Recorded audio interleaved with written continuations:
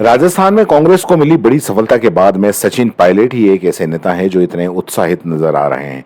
जाहिर है सचिन पायलट ने चुनाव में काफी मेहनत की थी, जिसका फल भी पार्टी को मिला और अब राजस्थान में कांग्रेस 8 सीटें जीतकर दिल्ली में भी अपना दम दिखाएगी। सचिन पायलट टोंक पहुंचे थे, जहां उन्होंने मीडिया से बात करते हुए कांग्रेस की इस ऐतिहासिक कामयाबी पर खुशी का इजहार किया, साथ ही बीजेपी पर जमकर हमलावर भी नजर आए।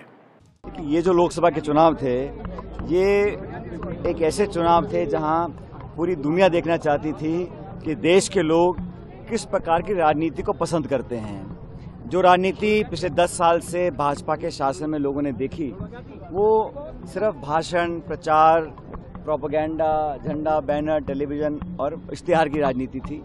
और देश में जो खाई बड़ी है अमीर गरीब की, सबसे बड़ा मैं मानता हूं देश में सबसे प्रमुख जो चिंता का विषय है, 2 विषय हैं। पहला अप्रत्याशित बेरोजगारी और दूसरा जो खाई बड़ी अमीर गरीब की।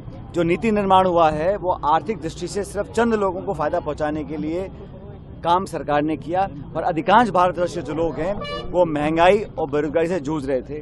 तो जो परिणाम आज आए हैं, संख्या बल किसका है, गठबंधन सरकार किसकी कब क्या बनती है, बाद की बात है, लेकिन शुद्ध रूप से जो परिणाम का आकलन आप करेंगे उसमें ये वोट सरकार के खिलाफ पड़ा।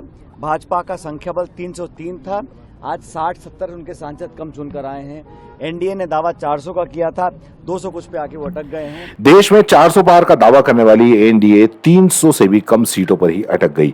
जाहिर है चुनाव के जो परिणाम आए हैं बीजेपी के विरोध में हैं। इतना ही नहीं, बीजेपी की 11 सीटों पर हार कर खुलकर अपनी बात कही। पायलट ने कहा कि चुनाव परिणाम से जाहिर है कि जनता में बीजेपी के प्रति गहरी नाराजगी है।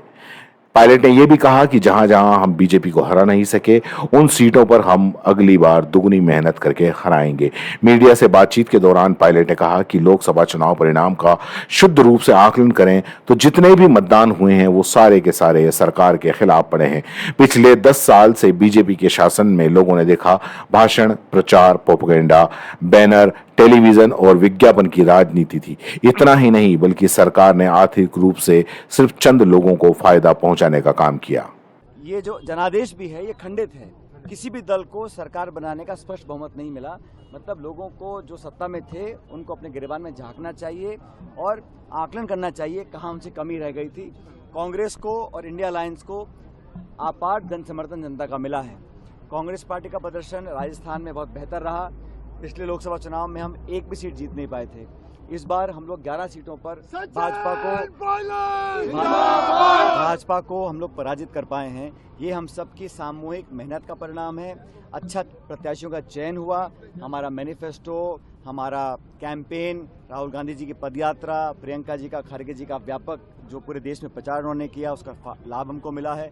इसलिए हमारा जो संख्या बल था वो दुगना हो गया। जाहिर है सचिन पायलट ने लोकसभा के चुनाव में काफी मेहनत की थी, जिसका परिणाम भी अच्छा मिला। लेकिन पिछले विधानसभा चुनाव में शायद गुटबाजी के चलते कांग्रेस जीत के बेहद करीब आते आते भी हार गई। सियासी जानकारों का मानना है कि इस बार के लोकसभा के चुनाव में कांग्रेस बड़े चेहरों को मैदान में उतार देती तो शायद बीजेपी को काफी हद तक कम सीटों पर समेटा जा सकता था।